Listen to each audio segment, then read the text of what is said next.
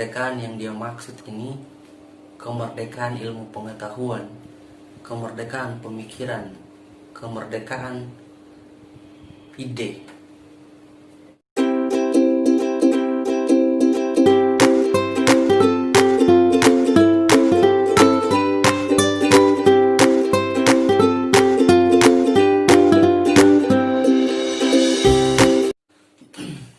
Oke baik, jadi Assalamualaikum warahmatullahi wabarakatuh. Salam progres muda.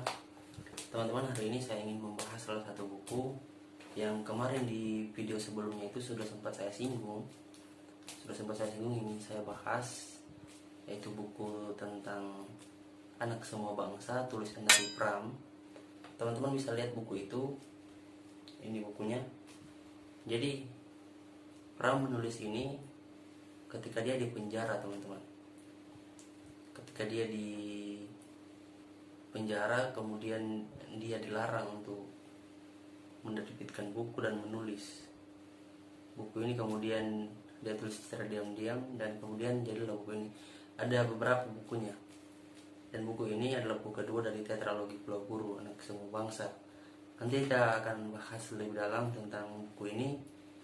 Cuman sebelum itu teman-teman, saya minta bantuan kepada teman-teman untuk subscribe channel ini, like dan komen. Nanti di kolom komentar teman-teman kita akan diskusi sama-sama, kita akan belajar sama-sama. Saya mohon teman-teman aktif di kolom komentar. Nanti kita bisa belajar, kita sharing pengetahuan, sharing bacaan, apalagi tentang buku ini. Nanti teman-teman kita berusaha untuk sama-sama membangun, kita berusaha untuk sama-sama lebih kreatif dalam hal berpikir dan memperluas gagasan dan pemikiran. Jadi saya harap channel ini bisa mewadahi itu semua. Teman-teman yang dari Sabang sampai Merauke, kita sama-sama diskusi di channel ini, kita sama-sama membangun. Teman-teman di komentar aja di bawah, nanti saya jawab dan teman-teman bisa saling menjawab. Kemudian kita bisa sharing dalam situ. Oke teman-teman, nanti jangan lupa di subscribe ya teman-teman. Kita lanjut ke video pembahasan tentang buku ini.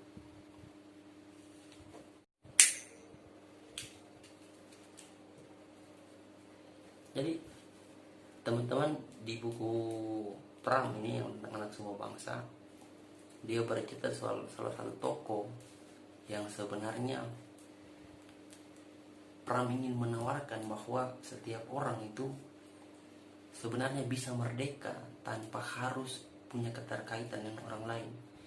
Jadi tokoh utama itu sebenarnya mencari jati diri, mencari semacam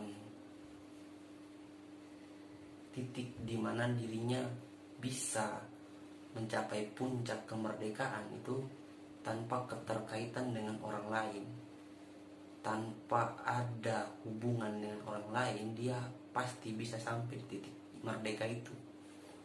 Jadi di bagian pertama buku ini itu teman-teman, Pram coba untuk melihat atau mengarang, membentuk sebuah karakter tokoh, yang tokoh utamanya itu bernama Mingke, tokoh kedua istrinya itu bernama Annelies. Jadi ketika Annelies sakit, mereka terpisah di buku bagian pertama. Jadi buku bagian kedua di Anak Semua Bangsa ini, kemudian dia coba untuk nostalgia. Dia melihat kembali bekas-bekas kepunyaan dari istrinya itu, ketemu surat-surat yang ada di laci istrinya. Banyak surat yang kemudian dia baca, ada surat dari sahabatnya untuk istrinya. Dan dari surat itu dia tahu bahwa sahabatnya, dari sahabat sekolahnya ini menyukai istrinya, yaitu cinta sama istrinya.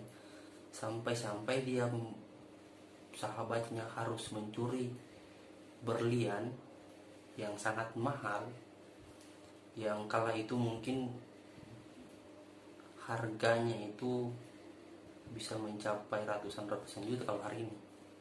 Atau mungkin ya tidak ada kalangan bawah yang punya barang semahal itu. Jadi Mingke penasaran, kemudian dia coba cek di toko-toko berlian, bahwa ini berlian asli. Jadi kemudian Mingke menghampiri atau menemui keluarga atau orang tua dari sahabatnya ini, dan kemudian menanyakan dan ingin mengembalikan. Karena beban moral, Mingke tidak mau punya beban atau hubungan lain dengan istrinya, dengan orang lain. Dia hanya ingin punya hubungan, saya hanya ingin seperti yang dikatakan Mingke, saya ingin punya hubungan saya dengan istri saya tanpa ada hubungan orang lain. Jadi dia punya rasa cemburu yang mendalam di situ. Dia punya beban pribadi yang sebenarnya ditanggung oleh Mingke. Nah, kemudian di bagian kedua, beban pribadi itu di bagian pertama dibawa di kisah di bagian kedua. Nah, kisah di bagian kedua ini teman-teman sebenarnya juga punya hubungan dengan bagian pertama dari buku ini. Akibat dari beban pribadi itu, kemudian di bagian kedua buku ini dia coba untuk mengatakan bahwa sebenarnya apa fungsi dari nama, apa fungsi dari gelar. Apakah setiap orang yang diberi nama baik itu akan memberikan pribadinya atau menggambarkan karakter dari dirinya yang baik. Jadi dia berpikir itu tidak mungkin bisa terjadi. Kenapa? Jadi seorang pribadi yang diberi nama baik, apakah bisa akan mewakili kepribadiannya dari namanya? Jadi misalnya saya diberi nama saya diberi nama Bunga.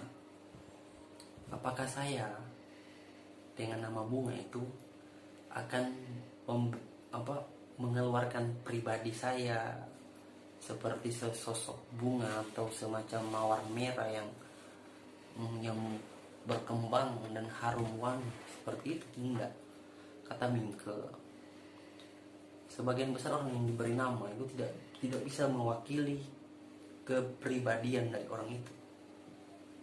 Jadi nama itu hanyalah omong kosong. Itu hanya sebatas simbol untuk memanggil seseorang. Bahwa ketika saya diberi nama Wafri, jadi orang akan memanggil saya dengan Wafri dan saya akan menengok. Ketika saya dipanggil dengan nama Monyet, saya pun akan menengok ketika saya sudah diberi nama itu. Seperti itu teman-teman.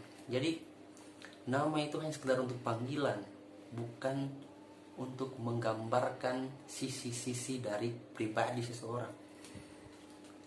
Itu yang mungkin dalam pandangan Pram sebagai bentuk yang sangat mustahil. Kemudian di bagian ketiga itu dia menggambarkan soal bentuk-bentuk dari keadaan Anelisia di kapal. Jadi Anelis itu sakit, kala itu Anelis lagi sakit. Kemudian salah satu sahabatnya itu membantu Mingke untuk merawat Anelis di luar Indonesia. Jadi dia dirawat di luar Indonesia. Dia membantu sahabatnya. Kondisi Anelis itu sangatlah mengkhawatirkan. Sahabatnya yang membantu. Terus kemudian teman-teman di bagian ketiga di bagian keempat dia menceritakan bahwa sebenarnya ada sisi lain dari Indonesia. Dan kemudian digambarkan di situ. Jadi ketika Mingke sudah tidak sama lagi dengan Anelis, dia mengamati koran-koran majalah-majalah dan melihat Indonesia pada pandangan yang lain.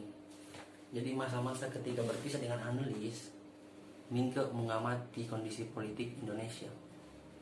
Nah, di situ dia melihat bahwa sebenarnya kemajuan Eropa itu sangatlah pesat, bahkan menjajah sebagian besar wilayah-wilayah di sekitarnya.